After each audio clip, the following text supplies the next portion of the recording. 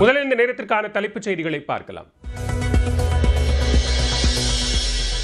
இஸ்ரேலும் ஈரானும் போர் நிறுத்த ஒப்பந்தத்தை மீறிவிட்டன. அமெரிக்க அதிபர் டொனால்ட் ட்ரம்ப் அதிருப்தி.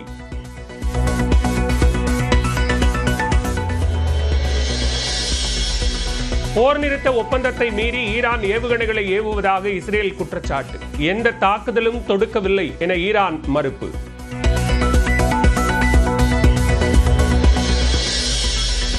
இயக்குனர் விஷ்ணுவர்தனின் தம்பியான நடிகர் கிருஷ்ணாவுக்கு நுங்கம்பாக்கம் போலீசார் சம்மன். போதைப்பொருள் பயன்படுத்தியது குறித்து நேரில் ஆஜராகி விளக்கம் அளிக்க உத்தரவு. போதைப்பொருள் பயன்படுத்தியதை நீதிமன்றத்தில் ஒப்புக்கொண்ட நடிகர் ஸ்ரீகாந்த். குழந்தையின் உடல்நிலையை காரணம் காட்டி ஸ்ரீகாந்த் இன்று பிணை கோரி மனு தாக்கல் செய்ய உள்ளதாக தகவல்.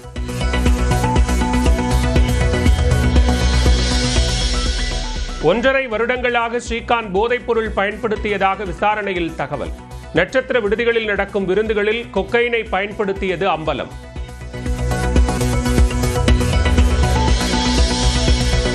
கடந்த 10 ஆண்டுகளில் தமிழ் உள்ளிட்ட செம்மொழிகளை விட சமஸ்கிருத வளர்ச்சிக்கு அதிக நிதி ஒதுக்கிய மத்திய அரசு.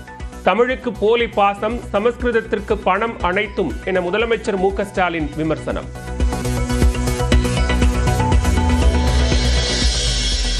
தமிழகம் முழுவதும் விரைவில் சுற்றுப்பயணம் மேற்கொள்ளவிருப்பதாக அதிமுக மாவட்ட செயலாளர்கள் கூட்டத்தில் இபிஎஸ் தகவல்.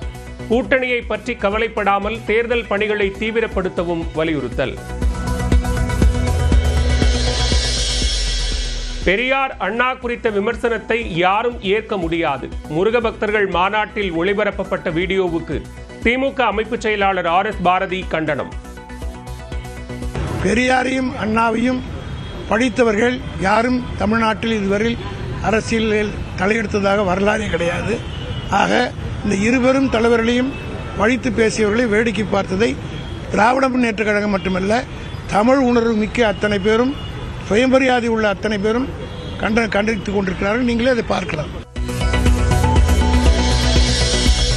முருகபக்தர்கள் மாநாட்டில் பெரியார் அண்ணா பற்றிய அவதூறு வீடியோவுக்கு அதிமுக முன்னாள் அமைச்சர் RB உதயகுமார் கண்டனம். அரசியல் இருக்காது என்ற நம்பிக்கையோடுதான் மாநாட்டில் பங்கேற்றதாகவும் விளக்கம்.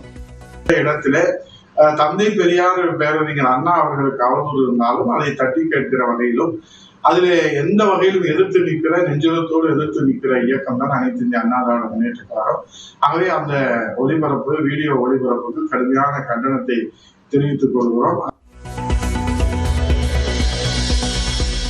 சென்னையில் விஜய் பிறந்தநாள் பேனர் விழுந்து முதியவர் காயமடைந்த வழக்கில் கைதான தாவேக்கவினர் 3 பேர் பிணையில் விடுவிப்பு. மக்கள் கூடும் இடங்கள், நெடுஞ்சாலைகளில் பேனர் வைக்கக்கூடாது என தாவேக்க பொதுச் செயலாளர் ஆனந்த் வலியுறுத்தல். சென்னை தரமணி சட்ட பல்கலைக்கழக கல்லூரி மாணவிகள் சுமார் 150க்கும் மேற்பட்டோர் உள்ளிருப்பு போராட்டம். கூடுதல் விடுதி வசதி ஏற்படுத்தி தர கோரிக்கை. திருச்செந்தூர் அருகே அரசு உதவி பெறும் பள்ளி மாணவன் தற்கொலை செய்த வழக்கு. 4 ஆசிரியர்களை பணியிடை நீக்கம் செய்து மாவட்ட கல்வி அலுவலர் உத்தரவு.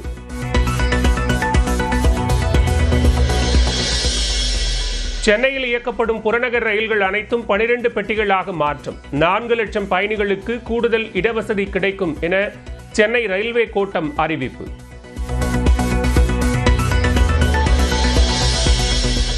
வரும் ஜூலை 1ஆம் தேதி முதல் ரயில் பயணிகள் கட்டணம் உயர உள்ளதாக தகவல். ஏசி வகுப்புகளுக்கு 1 கிலோமீட்டருக்கு 2 காசுகளும், ஏசி அல்லாத வகுப்புகளுக்கு 1 காசும் உயர்வதாக தகவல்.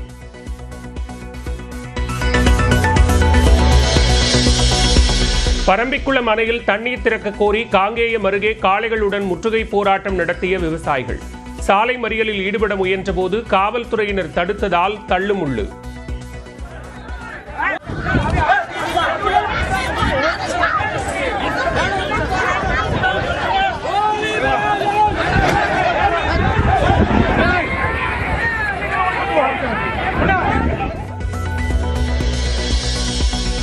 விழுப்புரம் அருகே பள்ளி விழுந்த உணவை சாப்பிட்ட 50க்கும் மேற்பட்ட அரசு பள்ளி மாணவர்களுக்கு வாந்தி, மயக்கம். காலை உணவு தயாரித்த 2 பணியாளர்கள் பணியிடை நீக்கம்.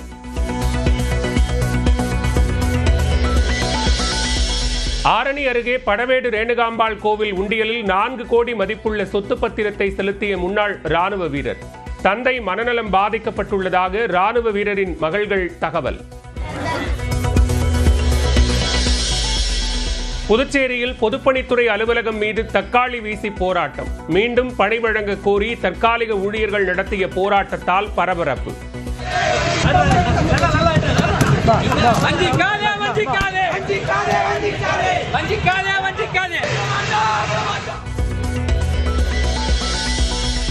குடியரசுத் தலைவர் திரௌபதி முர்முவை நேரில் சந்தித்தார் பாலிவுட் நடிகர் அமீர் கான். தாரே ஜமீன் பர் படம் நல்ல வரவேற்பை பெற்று வரும் நிலையில் சந்தித்ததாக தகவல்.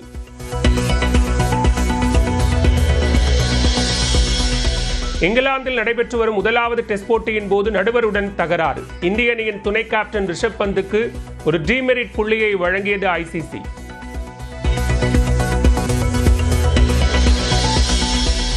சீனாவின் குயிசோவில் நெடுஞ்சாலை பாலம் இடிந்து விழுந்து விபத்து. பல வாகனங்கள் விழுந்த நிலையில் ட்ரெய்லர் லாரியில் ஓட்டுநர் சிக்கி தவித்த வீடியோ வெளியானது. 没信号都没信号啊！那有个小车，那边有2个小车啊。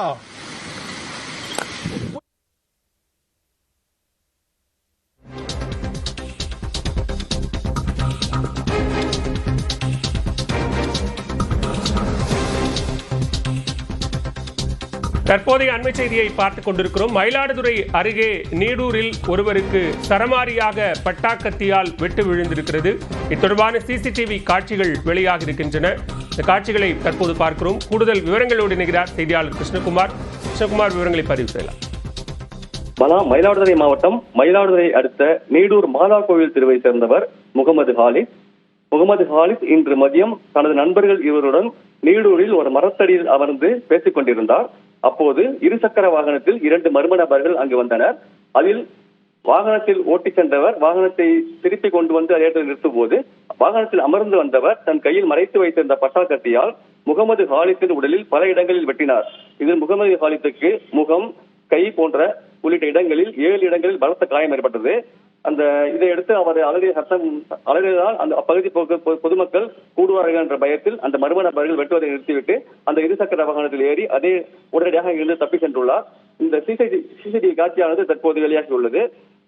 காயம்பட்ட முகமது ஹாலித் மயிலாடுதுறை அரசு மருத்துவமனைக்கு சிகிச்சைக்காக வரவழைக்கப்பட்டு அங்கிருந்து மேல் சிகிச்சைக்காக கும்பகோணம் மருத்துவமனைக்கு கொண்டு செல்லப்பட்டுள்ளார். இச்சம்பவம் நீடூர் பகுதியில் பரபரப்பை ஏற்படுத்துகிறது. பாலா, விவரங்களுக்கு நன்றி கிருஷ்ணகுமார். போதைப்பொருள் வழக்கில் கைதாகி சிறையில் அடைக்கப்பட்டுள்ள நடிகர் ஸ்ரீகாந்த் கடந்த 1.5 ஆண்டுகளுக்கு மேலாக கொக்கைன் பயன்படுத்தியதாக தகவல் வெளியாகியுள்ளது. போதைப் பொருளுக்கு அடிமையானவர் போலீசாரின் பொறியில் சிக்கியது எப்படி?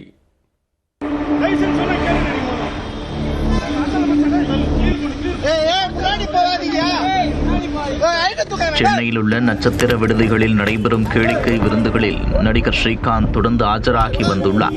அப்போது கொக்கைன் போதைப் பொருளை பயன்படுத்தி தள்ளாட்டமாடியுள்ளார். போதையில் இவர் ஆடிய ஓவர் ஆட்டம் போதைப் பொருள் தடுப்பு பிரிவு போலீசாரின் கவனத்துக்கு சென்றுள்ளது. இந்த சூழலில்தான் கையும் களவுமாக சிக்கியிருக்கிறார். நடந்தது என்ன? கொக்கைன் போதைப் பொருள் பயன்படுத்திய வழக்கில் நடிகர் ஸ்ரீகாந்த் திங்கட்கிழமை கைது செய்யப்பட்டார். அவரை நுங்கம்பாக்கம் காவல் நிலையத்தில் வைத்து தனிப்படை போலீசார் விசாரணை மேற்கொண்டனர். இதனிடையே நுங்கம்பாக்கம் வள்ளுவர் கோட்டம் அருகில் உள்ள ஸ்ரீகாந்தின் வீட்டில் போலீசார் சோதனை மேற்கொண்டனர். அப்போது கொக்கைன் போதைப் பொருள் பயன்படுத்திய பிளாஸ்டிக் பைகளை கைப்பற்றினர். இதனையடுத்து நுங்கம்பாக்கம் காவல் நிலையத்திற்கு தடய அறிவியல் துறை அதிகாரிகள் வரவழைக்கப்பட்டனர். அவர்கள் ஸ்ரீகாந்தின் வீட்டில் கைப்பற்றப்பட்ட பிளாஸ்டிக் பையில் உள்ள கைரேகைகள் அவரின் கைரேகையுடன் ஒத்துப்போகிறதா என்று ஆய்வு செய்தனர். 12 மணி நேரத்திற்கும் மேலாக